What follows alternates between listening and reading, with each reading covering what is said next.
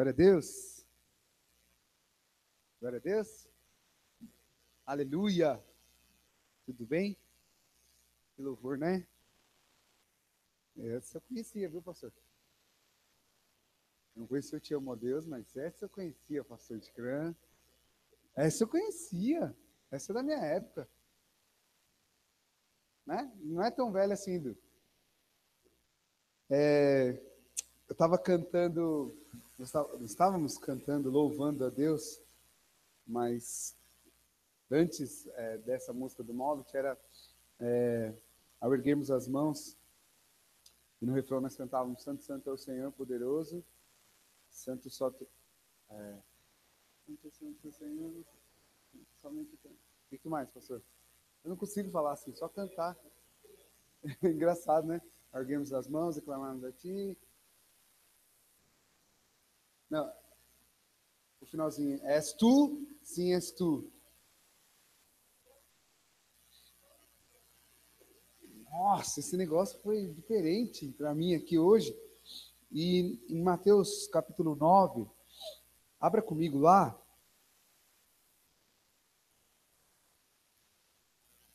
Mateus capítulo 9, versículo... Desculpa, 8, versículo 23. Mateus capítulo 8, versículo 23. Eu vou ler aqui algo que é conhecido, mas eu sabia que... Eu fui procurar, eu falei assim, eu sei que está escrito dessa forma lá, e lá vocês vão entender. Versículo 23 fala assim, do capítulo 8 de Mateus. Então, entrando ele no barco, seus discípulos o seguiram. E eis que sobreveio no mar uma grande tempestade, de sorte que o barco era varrido pelas ondas. Entretanto, Jesus dormia. Mas os discípulos vieram acordá-lo, clamando: Senhor, salva-nos, perecemos. Perguntou-lhes então Jesus: Por que? Por que sois tímidos, homens de pequena fé? E levantando-se, repreendeu os ventos e o mar, e se fez grande bonança. E maravilhavam-se os homens, dizendo: Quem é este que até os ventos e o mar lhe obedece? Eu sabia que isso estava ali em algum lugar, só não lembrava onde, mas a gente olha daqui, abre a Bíblia. Quem é este que até os ventos e o mar lhe obedecem? És tu, sim, Senhor. Só tu és. Todos dirão que és tu, sim, Senhor. E quando nós começamos a cantar, eu falei, é isso. Quando nós estamos com Cristo, quando nós permitimos que Ele entre no barco da nossa vida, né? Tem a música lá do Zaqueu, entra na minha casa, 2 passinhos para lá. Entra na minha vida, 2 passinhos para lá. É da hora, o pastor Fábio ama esse louvor, não ama? Então, é verdade. Então, Jesus entra no barco da nossa vida, no nosso dia a dia. Conversávamos antes aqui, o pastor de Cran, na verdade, o pastor falava comigo, eu só ouvia. Falava sobre casamento, sobre a vida. Eu hoje estava assim, a pastora estava sentada ali, eu quase tirei a Selma. Eu dá licença, deixa eu sentar do ladinho. O pastor estava ali, eu falei, não tem ninguém, sentei. Porque é exatamente isso que nós temos que aprender. Quando Jesus está no barco da nossa vida, e nós entendemos quem é Jesus, que és tu, sim, Senhor, santo és, e és tu, sim, Senhor. Nós entendemos que Ele é o Deus que acalma o mar, o vento obedece, tudo está sujeito a Ele. Então, quando nós permitimos que Ele entre, ainda que nós achamos que Ele está mudo, quieto, em silêncio, ué, Jesus não quer falar comigo, Jesus está de mal de mim, Jesus não está vendo o que eu estou passando, ó céus, ó vida. Mas quando nós entendemos quem Ele é e deixamos Ele tomar a posição de quem Ele de fato é em nossas vidas, que é Senhor absoluto, Rei de tudo, Senhor dos senhores, o Deus que sara, que cura, que transforma, um Deus maravilhoso, todo-poderoso, onipotente, onisciente, o Deus que tudo está no controle da tua mão, um Deus que desde antemão nos escolheu, nos formou, nos gerou para um só objetivo que nós já sabemos. Quando nós vemos essas coisas, nós falamos: és tu, sim, Senhor. Eu não estou conseguindo falar na sequência, mas é isso aí mesmo. Todos dirão, Senhor, na minha vida, que és tu, sim, Senhor. Todos dirão na minha vida, que és tu, sim, Senhor. Por quê? Porque ele acalma a tempestade que eu e você possamos estar passando. Posso ouvir um amém? Posso ouvir um glória a Deus? Porque, meu irmão, não tem um barco sequer que está no mar e não passa por tempestade. Não existe. Vem o vento. Às vezes, para uns, a onda grande é uma tempestade. Já dá um enjoo, não é assim? Para outros, tá mó onda e o cara tá surfando. Cada um tem o seu jeito de encarar o mar. Mas eu quero te dizer uma coisa. Nós só temos um jeito de resolver o problema do mar. Que és tu, sim, Senhor. O Senhor é. E todos dirão que és tu, sim, Senhor. Que acalma o vento. Que o mar obedece. E que todas as coisas estão sujeitas a ele. Posso ouvir um amém? Eu passei eu passei por uma tormenta de mar aí. Algumas coisas que aconteceu com o meu bebê, o Daniel, o segundo. Nasceu com uma possível duplicidade pélvica. Uau, o que é isso? Eu falei pro cara que fez o ultrassom lá. Nem ele sabia explicar. É assim, às vezes os médicos não sabem explicar, mas eles falam que tá lá. É assim. E você não pode sair aceitando tudo não, irmão. Não aceita. Não aceita. Cada dia é um nome novo, mas no final é tudo a mesma coisa. Eu não estudei mesmo, mas também não estou tirando mérito de nenhum médico, pelo amor de Deus. Mas é exatamente isso. E era o mar. E eu quero dar o testemunho aqui para vocês. Fomos ter que começar a tratar numa médica, uma nefropediatra. Quando eu vi que era uma clínica de hemodiálise, diálise, meu coração já começou na boca, só de eu ir lá, eu nem sabia o que estava acontecendo. Mas nós clamamos a esse Deus que o mar lhe obedece, os ventos lhe obedecem. E nós estávamos no meio dessa tempestade. E nós pudemos dizer, eu e minha esposa, antes de qualquer diagnóstico final, que és tu, sim, Senhor, todos dirão. Que és tu, sim, Senhor, todos dirão. Santo, santo é o Senhor, poderoso. E fizemos tudo que a medicina pediu. Faz esse exame, faz aquele outro exame, cintilografia disso, ultralonografia disso, uretrocistografia, tanta cistografia que eu falei assim, o menino só tem 1 mês e 15 dias de vida para tudo isso. E fizemos. E avisávamos os pastores da igreja, e ora, se és tu, todos dirão, santo, santo é o Senhor. Estávamos lá, eu e minha esposa, e ele junto, Daniel e o Caleb do lado, e não sai resultado ainda, mas sim és tu, sim és tu, sim és tu. E aí o vento vem, e a onda vem, e às vezes tenta vir um abatimento em nós, tenta vir o choro, vem porque somos seres humanos. O problema não é vir, o problema é nós mantermos a condição. O problema é ficarmos lá debaixo da cama ou debaixo do travesseiro. E eu quero dizer que esse pastor aqui vinha todas essas coisas, mas eu levantava minhas mãos. E graças a Deus, irmãos, nós fizemos 3 ou 4 exames. E todos esses exames era desfavorável a o diagnóstico feito no útero e feito quando nasceu. E aí a médica, para vocês terem uma ideia, a médica, Deus é tão lindo que eu nunca vi uma médica responder e-mail igual mensagem de WhatsApp. Eu nunca vi isso. E ela respondia. E eu mandava os exames para ela por foto, e-mail, e ela já ia respondendo, enfim. Eu quero dizer que nós fizemos todos os exames. Ela falou que o grau podia ser de 1 a 5. E eu falei, glória a Deus. Só quero que vocês entendam uma coisa. No último exame, que era o que ia diagnosticar mesmo, e eu falei, eu ia na caminha, a Lígia muda, eu mudo, todo mundo muda. Até o Daniel estava mudo nesse dia. E eu só fiz uma oração, falei assim, nada vai mudar. Seja qual for o diagnóstico, sim és tu, tu és o Senhor, todos dirão, sim és tu és o Senhor, todos dirão. Claro que eu não disse isso, mas eu estou querendo dizer em cima de uma situação, porque o Senhor falou aqui comigo. E aí nós fomos no exame e a médica chamou e falou assim, está tudo ótimo com o Daniel, o grau dele é 0. Eu falei, mas não era do 1 ao 5? Ela falou assim, mas eu não posso nem jurar por Deus. Ela quis usar essa frase.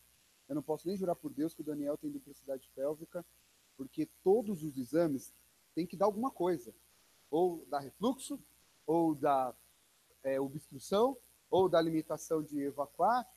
A única coisa que acontece é que o rim esquerdo do Daniel é mais preguiçoso, mas ele funciona e ele esvazia inteiramente. Isso pode ser a formação no útero, até os 2 anos pode desenvolver. Só vou fazer mais um exame para acompanhamento. Aí eu falei, você pode repetir a frase? Ela, qual frase? Uma aí que você falou, né? Eu não podia falar, né? Ela falou, que eu estou falando que eu não posso nem jurar por Deus que ele tem duplicidade de provas. Eu falei isso, porque ele não tem mesmo. E nós tomamos posse. Sabe por quê? Porque o vento vai vir. Sim és tu, só tu és, todos dirão, sim és tu. Só tu és, todos dirão, sim és tu. O que acontecesse, sim és tu. O que acontecesse, eu falei para minha esposa. Peguei na mão dela e falei, vamos nessa. Sabe por quê? Porque quando nós conhecemos quem está no barco, você não se importa como vai acabar essa onda. Sabe por quê? Porque você já sabe como ela vai acabar. Todos dirão, santo, santo é o Senhor, porque esse é o objetivo de Deus na nossa vida. Louvado seja o Senhor. Amém?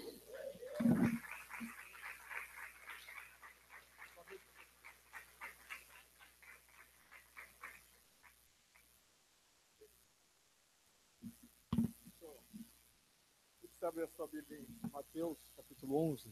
Eu vou ler 2 versículos muito conhecidos. Mateus 11, 28. Jesus, quem está dizendo, ele diz: vinde a mim, todos os que estáis cansados e sobrecarregados, e eu vos aliviarei. Versículo de número 29. Tomai sobre vós o meu jugo e aprendei de mim, porque sou manso e humilde de coração, e encontrareis descanso para as vossas almas. Chamou muita atenção para mim nessa tarde.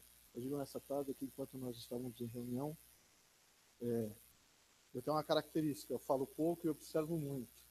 O pastor Rafael briga muito comigo, que ele fala, você não fala nada, mas você não fala não, mas eu sou assim, né? A Bíblia diz que no muito falar não há.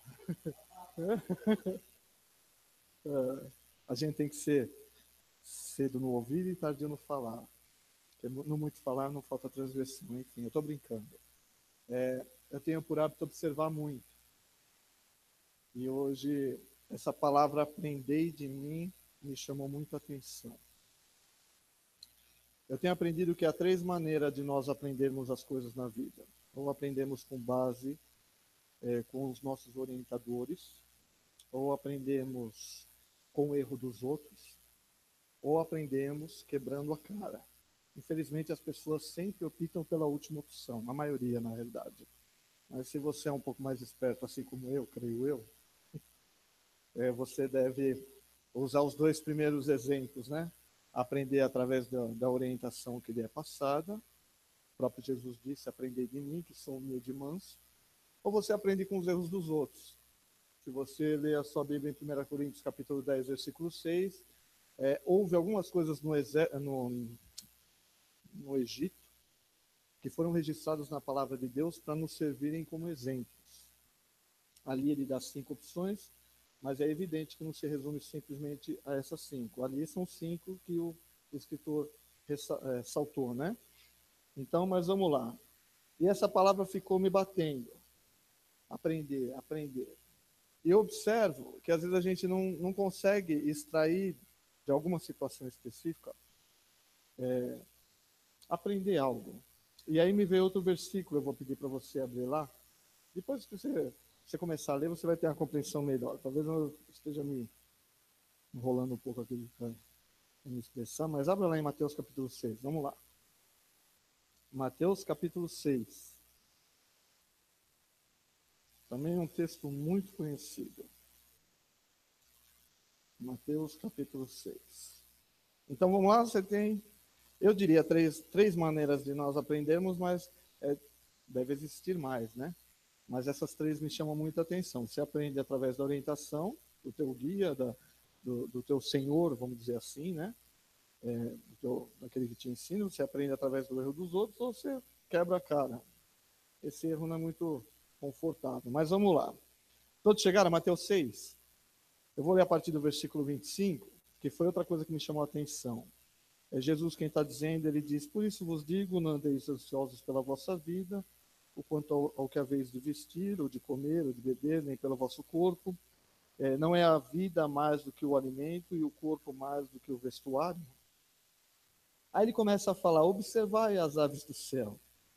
Elas não semeiam, nem colhem, nem ajuntam em celeiros, e contudo, vosso Pai Celestial as alimenta. Não tendes vós muito mais valor do que elas? Que comparação que Jesus faz, hein? Qual de vós poderá, com as suas preocupações, acrescentar uma única hora ao curso da sua vida? Em suma, não adianta nada essa preocupação, só está perdendo o sono. Quanto ao vestuário, por que andeis ansiosos? Observai como crescem os lírios do campo, eles não trabalham nem fiam. Eu, porém, vos digo que nem mesmo Salomão, em toda a sua glória, se vestiu como qualquer deles. Eu quero salientar aqui nesses versículos que nós lemos, a palavra observai. E eu observo que às vezes nós deixamos de aprender algumas coisas porque nós não somos bons observadores. E você tem que aprender a observar as coisas, para que você possa tirar a lição de determinada situação, para que você possa crescer. Eu vou fazer uma pergunta, você não precisa me responder, mas você é um bom observador? Se não é, você pode trabalhar consigo para que você possa desenvolver isso e começar a observar mais as coisas que estão acontecendo ao teu redor. As coisas que acontecem dentro da igreja, as coisas que acontecem fora da igreja, as coisas que acontecem dentro da sua casa. Quantos pais padecem com seus filhos porque não têm observado as atitudes diferentes dos seus filhos? Às vezes a mulher não é capaz de reparar num problema com seu marido, dentro do serviço, as coisas estão acontecendo e você não tem observado. Às vezes não observamos a necessidade de um irmão em Cristo, às vezes não observamos a necessidade de uma pessoa que está no nosso lado do trabalho, às vezes não observamos a dificuldade que um vizinho tem enfrentado, porque às vezes estamos olhando para o nosso umbigo, preocupado em resolver os nossos problemas. Eu sei que eu estou saindo um pouco do foco, mas observe, a questão é aprender a observar. Jesus está querendo ensinar algo aqui, ele fala, observe as aves, observe como crescem os lírios. Jesus está querendo tirar uma lição disso. Há outro texto aqui, abra lá comigo em Hebreus, capítulo 13, eu acho que é esse. Hebreus, capítulo 13. Esqueci de observar o horário. Eu sempre observo. Como é que é? Toca uma campainha? Não. Hebreus 13, todos chegaram? Eu vou ler um versículo só, que é o versículo de número 7. Lembrai-vos dos vossos guias, que vos falaram a palavra de Deus, observando para o êxito da sua carreira, imitai-lhes a fé. Mas aí, mais uma vez, essa palavrinha aí. Você quer obter resultados? Você quer obter sucesso? Você quer obter um milagre? Mas é necessário você observar o que essa palavra diz. É necessário você atentar às instruções que lhe são passadas, tomando cuidado para que você possa caminhar com base naquilo que o Senhor propõe, para que você possa obter o resultado. Você é um bom observador? Jesus disse em um determinado momento, ele pega uma toalha e começa a lavar os pés dos seus discípulos. Ele encontra a resistência em alguns, ele combate esse assunto, e depois de terminado o trabalho, ele diz o quê? Eu vos dei o exemplo para que façais. A melhor maneira de você ensinar ou de aprender é observando. Você é capaz de compreender isso? Você é um bom observador? Você está atento às coisas que estão ao seu redor ou você está alheio a elas? Porque Deus se manifesta e Deus ensina através dessas coisas. É uma dificuldade, mas ele pôde observar o favor de Deus, a graça de Deus. Deus ensinou em meio à dificuldade. O salmista, no Salmo de 119, ele diz assim, me foi bom ser afligido, contanto que aprendesse os seus decretos. É evidente que no meio da dificuldade, nós não gostamos de passar por ela, mas até em meio às dificuldades, nós podemos aprender algo, tirar uma lição, extrair algo de lá, para que possamos estimular outros, consolar outros, ensinar a outros.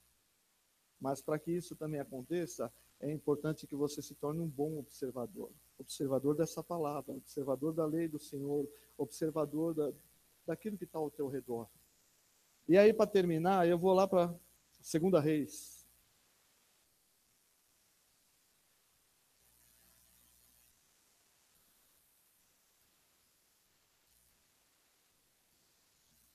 Na realidade, eu tinha mais um ou dois textos, mas eu não vou ler, eu vou terminar aqui. Eu anotei um texto, não sei nem por que eu anotei. Deixa eu dar uma olhada. Corra lá em 2 Reis comigo, por gentileza. Todos chegaram? 2 Reis, capítulo 2.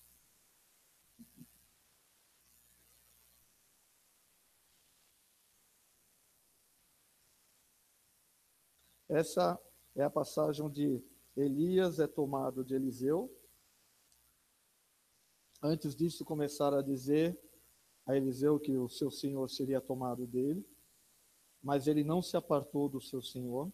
Então eu vou ler a partir do versículo de número 8, que diz assim: Então Elias tomou a sua capa e, dobrando-a, feriu as águas, as quais se dividiram para os dois lados e passaram ambos em seco. Havendo eles passado, Elias disse a Eliseu: Pede-me o que queres que te faça, antes que seja tomado de ti. Disse Eliseu: Peço-te que haja porção dobrada de teu espírito sobre mim. Respondeu Elias: Coisa difícil pediste.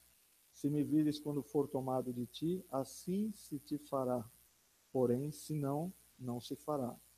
Indo eles andando e falando, andando e falando, andando e falando. Eu fico imaginando eles andando e falando.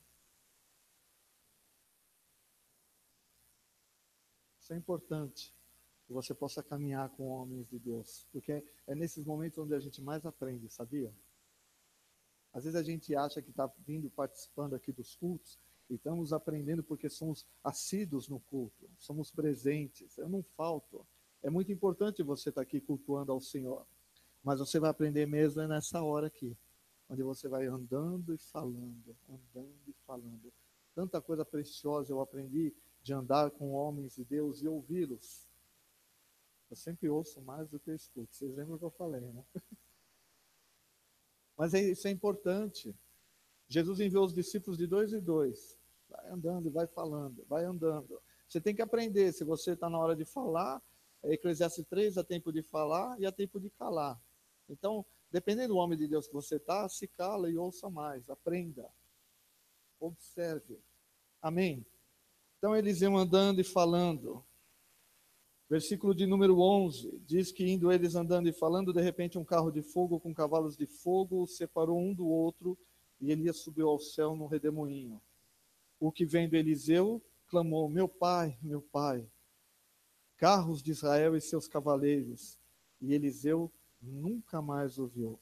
Tomando as suas vestes, rasgou-as em duas partes, apanhou a capa que caíra de Elias e voltou e parou à margem do Jordão. Uma incógnita agora: como atravessar esse rio? Não era mar, era um rio. Guardelice. Como atravessar esse rio? A nado. Tem boia. No meu caso, eu não sei nadar, então seria difícil, mas olha que lindo. Quando Elias ele apanha a capa, o que ele faz? Ou melhor, Eliseu. Então tomou a capa que caíra de Elias e feriu as águas e disse: Onde está agora o Senhor Deus de Elias? E quando feriu as águas, estas se dividiram para um e o outro lado, e Eliseu passou. Eliseu não tinha muita experiência com Deus. Na realidade, ele estava começando a desenvolver o seu relacionamento com Deus. Mas Eliseu era um observador. E ele viu como Elias havia ferido a capa.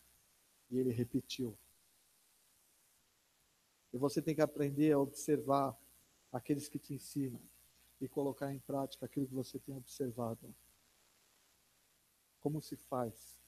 Aprender.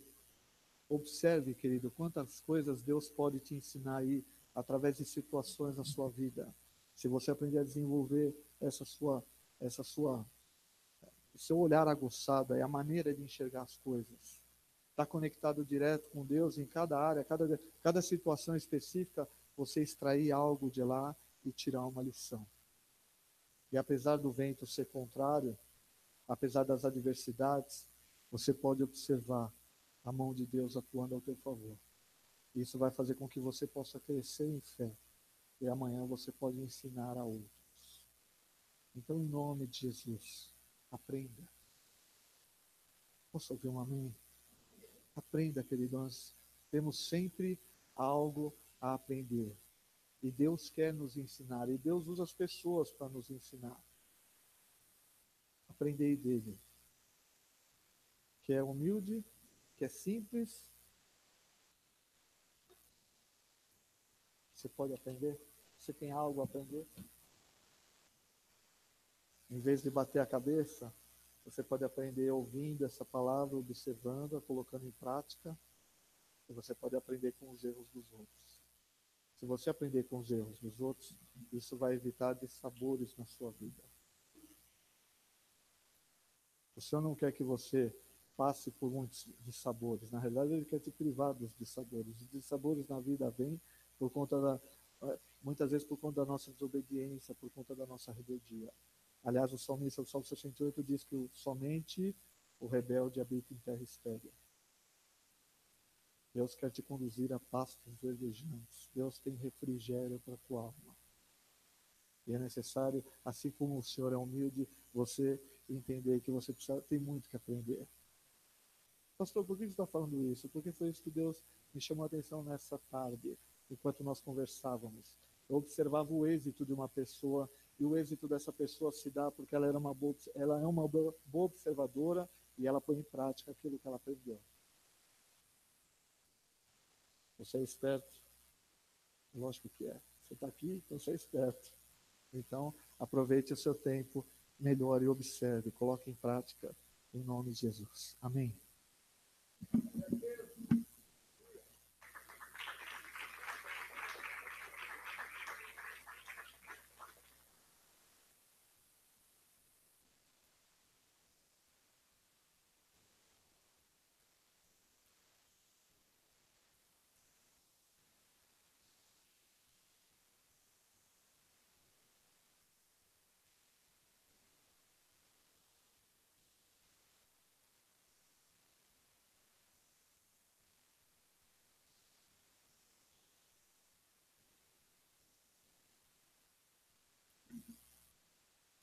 Eu acho incrível como a Bíblia sempre, não que se completa, né, mas que ela sempre repete para a gente as coisas. E eu lembrei, já que o Evandro falou de atentar nas palavras que o pregador fala, eu lembrei de uma palavra, acho que do ano passado, dizendo do ano passado, numa renovação aqui, de um pastor que falou que Deus não mudou. Lembra disso? Foi ele mesmo. E é interessante que o Evandro leu um texto em Hebreus, e o versículo seguinte, que ele leu Hebreus 13:7, né? O versículo seguinte só fala assim: Jesus Cristo, ontem e hoje, é o mesmo, será para sempre. E aí hoje, de manhã, uma vez por semana eu recebo um e-mail de um curso de hebraico, eles querem que eu faça hebraico. Tá caro, né? Então eu fico só recebendo os e-mails. E o texto de hoje falava de Êxodo. Deixa eu abrir lá. Êxodo 3,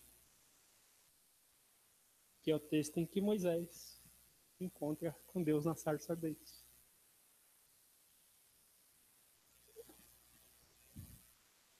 E aportuguesando, vamos dizer assim, Moisés deve ter chegado para Deus e falado assim: quem eu vou dizer que tu és?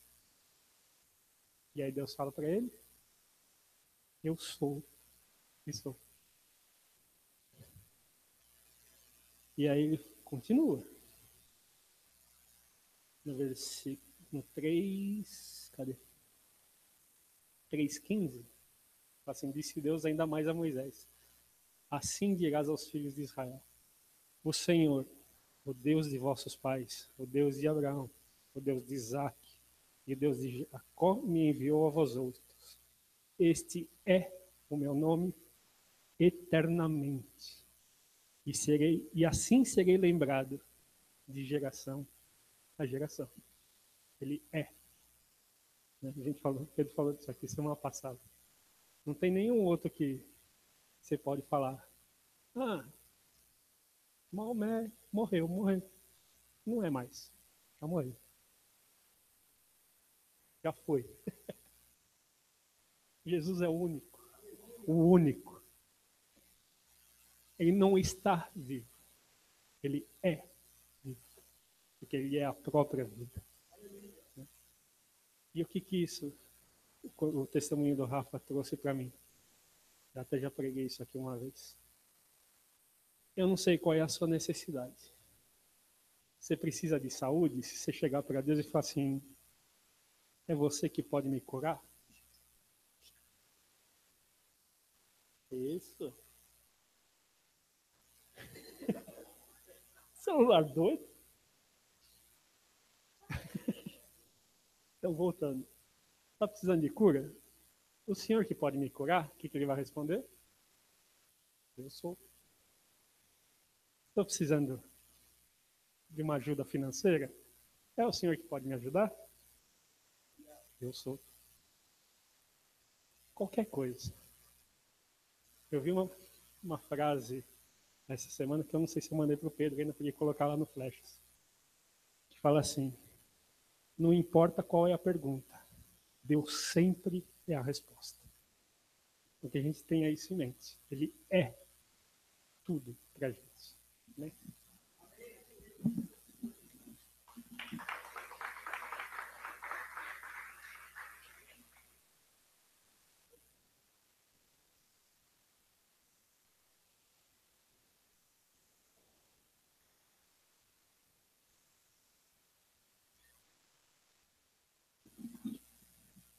Aleluia. Santo é o Senhor. O Senhor é o mesmo ontem, hoje, sempre. Vamos abrir em Levítico. Palavra observai. Que o Evandro trouxe.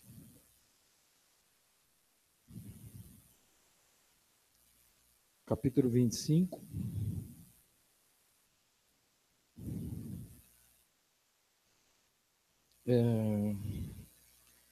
Eu não gosto muito de levar ao pé da letra as coisas do Antigo Testamento, que são sombras daquilo que estava por vir.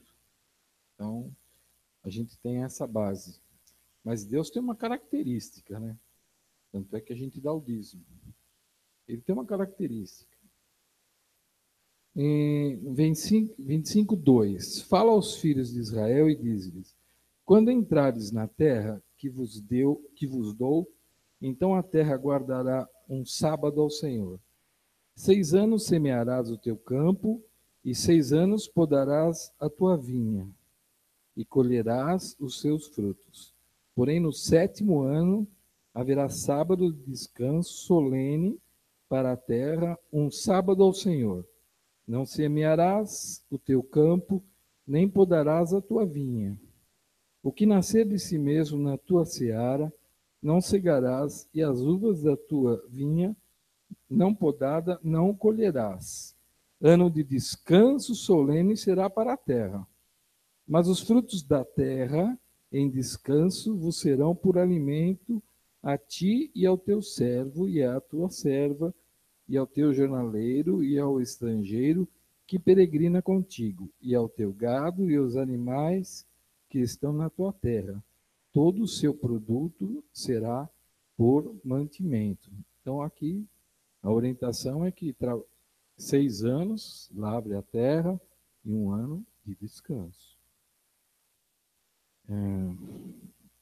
Na nossa vida, trazendo para hoje, a gente tem que estar atento à voz de Deus e está observando o que Deus está fazendo e o que Ele está mostrando e a situação. A gente fala sobre... Agora tem os empregos no meio secular aí, o ano sabático, falam do ano sabático. O ano sabático. É um tempo, é bastante, né, que fala. Bem na moda. Então, é o quê? Às vezes combina, varia de 6 meses a 1 ano, né? E eles falam do ano sabático, porque é um tempo de reformulação, de treinamento teu, de análise daquilo que aconteceu. E é o seguinte, nós também, eu falo, no teu trabalho, naquilo que Deus te colocou, ministerialmente também, analise e vê.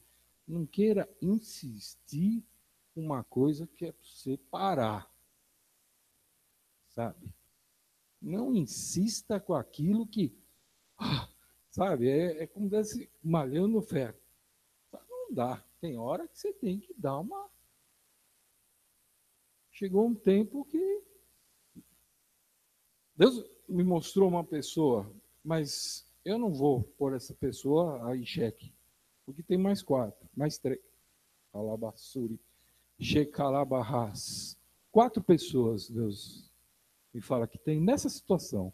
Mas serve para você também analisar e observar toda uma situação. Observe. Amém, só isso.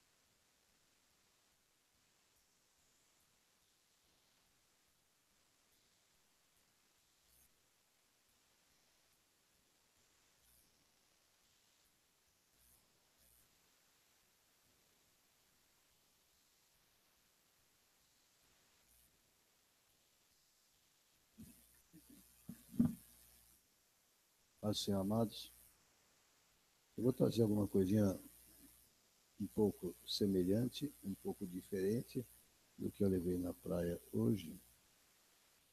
Mas eu lembrei agora de Atos 10, outra vez. Recentemente, acho que falei aqui sobre Atos 10. Pedro foi até a casa de Cornélio por direção de Deus, direção dada a Cornélio, dada a ele também. E ele está falando, começa a falar desta forma no capítulo 10, verso 36. Esta é a palavra que Deus enviou aos filhos de Israel. E começa a falar a palavra que foi dada. E no 37 ele fala, vós conheceis a palavra que se divulgou, e continua falando. E ele vai adiante. E vai, no verso 42, diz, o Senhor nos mandou pregar ao povo e testificar. Ele está falando a respeito de Jesus. E prega que por meio do seu nome, todo aquele que nele crê recebe remissão de pecados.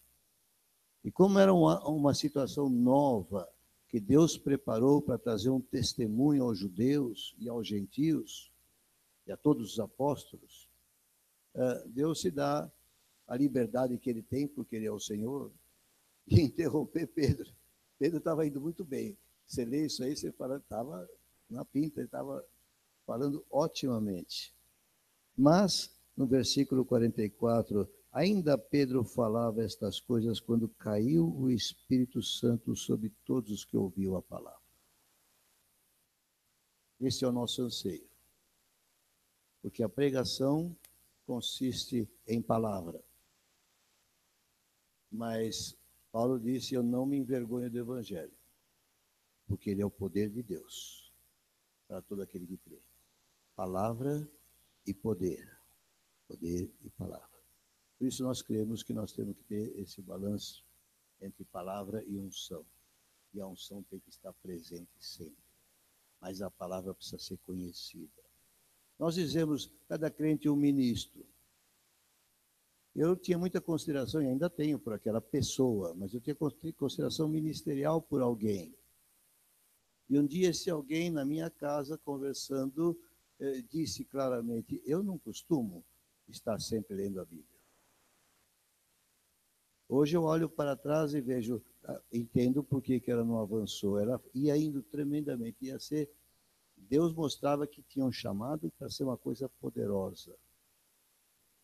Mas a unção não basta. Não que ela manifestasse tanta, mas a unção não basta. Ela tem que estar fundamentada no que Deus fala, porque Deus diz, eu velo pela minha palavra para cumprir. E o pregador, quando prega, ele não fala só porque aqui acontece o reteté e pule acontece, mas é porque o Senhor disse que as coisas se cumprem. De modo que eu recomendo mais uma vez esta noite, leia a palavra de Deus com constância, na medida em que você pode, pelo teu entendimento, pela tua capacidade de leitura e também pelo teu tempo. Mas não cesse de meditar nas palavras do Senhor. O Senhor disse em Isaías 61 que quer nos constituir como carvalhos de justiça. Mas em outro lugar ele fala para você se firmar na palavra para ser uma árvore bem formada. Uma arma forte, uma árvore estável. Então essas duas coisas. Dei um pedacinho só de Salmo 19. O Evandro citou um versículo do Salmo 119. E eu estou aqui no 19. Mas eu pensei, bom, se ele for começar a citar os versículos do Salmo 19, ele termina hoje aí e resolve. Mas há um trecho do Salmo 19 que é muito legal. O salmo todo é espantoso, é lindo, poético. Mas a partir do verso 7, ele começa a ensinar. A lei do Senhor é perfeita e restaura a alma. O testemunho do Senhor é fiel e dá sabedoria aos simples. Os preceitos do Senhor são retos e alegram o coração. O mandamento do Senhor é puro e ilumina os olhos. O temor do Senhor é límpido e permanece para sempre. Os juízos do Senhor são verdadeiros e todos igualmente justos.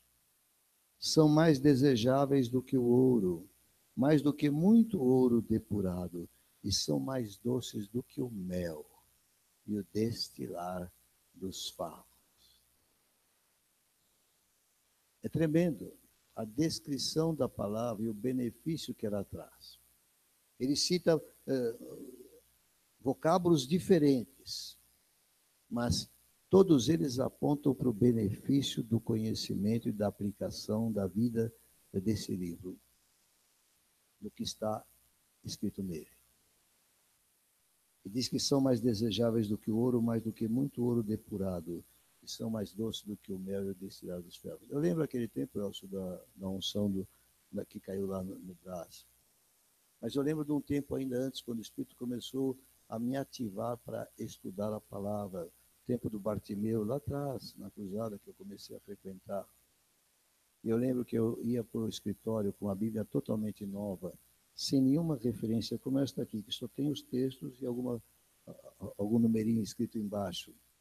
Eu sentava, ia às 7h30, porque lá começava o trabalho 8h30, 9h. Eu sentava às 7h30 e começava a ler, e às vezes chorava sobre a Bíblia. Eu me dispus naquele tempo porque alguém ensinou lá na igreja, que era necessário fazer isso. Eu comecei a ler de Gênesis a Apocalipse. E parecia que era uma coisa que eu nunca tinha lido na minha vida. Eu quero recomendar a você, busque o Senhor e peça a Ele que te dê esse gosto pela palavra. Uma pessoa que tenta ser ministro com base no poder vai soar muito oco, muito falso. Mas quando você se alimenta desta palavra, você cresce infalivelmente, especialmente se você está orientado corretamente em como entendê-la. E o Espírito Santo é o nosso mestre, é o nosso professor. Mas eu queria dizer algo mais. Esta palavra, ela é a fonte do poder.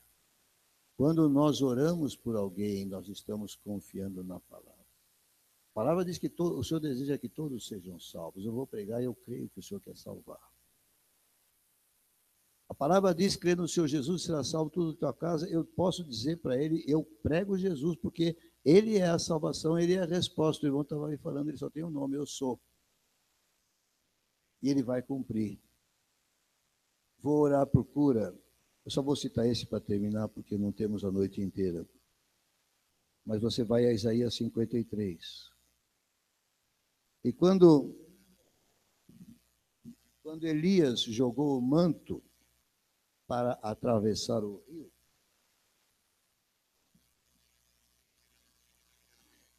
ele tinha um fundamento.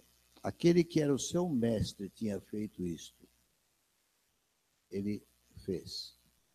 Quando Pedro disse ao homem na porta do templo, eu não tenho prata nem ouro, mas o que eu tenho, isso eu te dou. Levanta, anda. Ele estava fundamentado na palavra de Deus, porque ele tinha vivido com a palavra, que é Jesus. E ele ensinou esse respeito pela palavra. Isaías 53 diz, no versículo 4, certamente ele tomou sobre si as nossas enfermidades e as nossas dores, levou sobre si.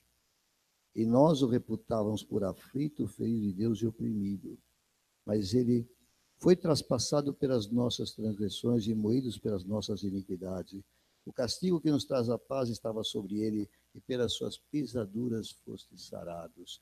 E quando eu declaro isso para alguém ou sobre alguém, eu não declaro porque eu estou baseado na minha fé. Não. Minha fé não é fundamento para levantar ninguém de qualquer situação. Eu declaro porque é a palavra de Deus que diz isso sobre o nosso Messias, o Senhor Jesus. Então eu posso dizer, Senhor, eu declaro essa palavra, porque ela cumpre aquilo para que o Senhor a formou. O Senhor a enviou para produzir fruto, ela vai frutificar. E eu lanço esta palavra como o semeador lança a semente. Eu sei que vai haver fruto, eu sei que vai haver recompensa, eu sei que vai haver lucro. A fé é necessária. Mas a minha fé não está posta no que eu falo ou no que eu desejo. A minha fé está posta no que o Senhor fala, naquilo que Ele quer para nós, em nome de Jesus.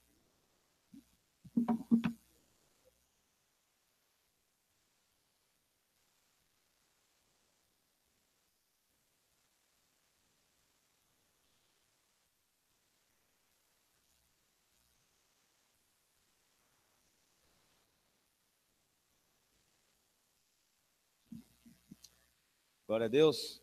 Nós vamos encerrar o culto.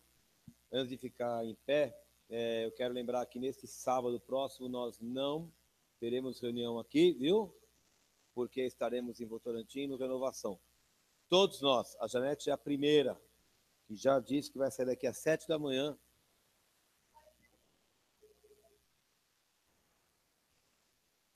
Quem cala consente.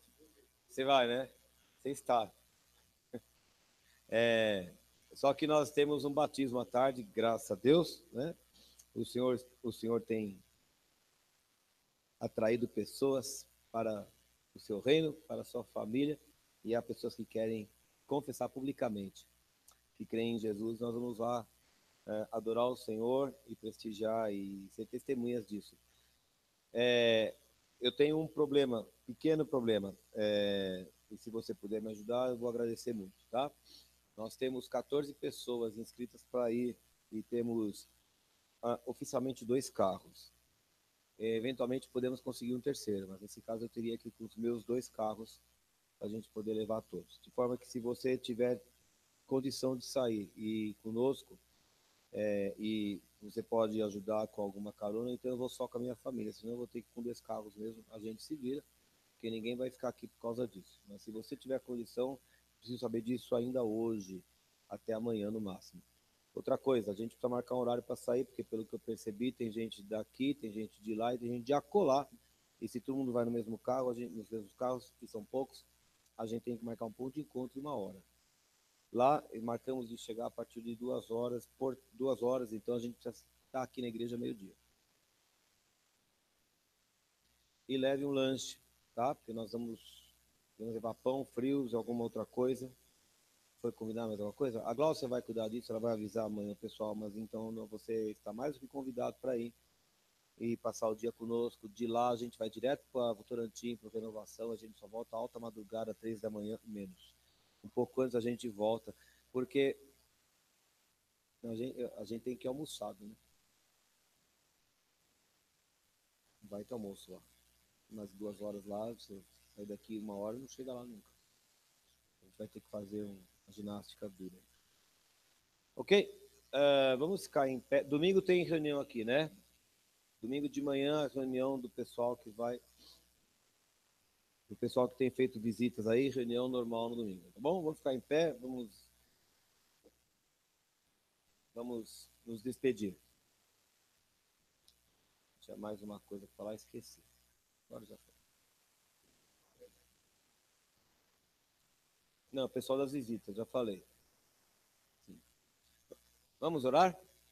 Senhor, muito obrigado porque o Senhor está nessa casa aqui, porque o Senhor é o dono desta igreja e de nossas vidas também. Muito obrigado por tudo quanto o Senhor tem feito e hoje por tudo quanto o Senhor tem falado aos nossos corações para nos instruir, para nos ensinar, para nos exortar. Queremos ouvir a Tua voz, entender os Teus recados, ó Pai, aplicar em nossas vidas, porque sempre que aplicarmos a Tua palavra no nosso coração, haverá bom resultado, Senhor. Nós vamos nos despedir agora e pedimos ao Pai que o Senhor nos guie em paz e segurança para as nossas casas, guardando os nossos queridos, aquelas coisas que o Senhor tem colocado em nossas mãos, guardando todo mundo no trajeto de retorno para suas casas, e que possamos estar reunidos ainda no final de semana, te adorando aqui, conforme a tua vontade, em nome de Jesus. Amém. Amém. Pode aplaudir o Senhor aí.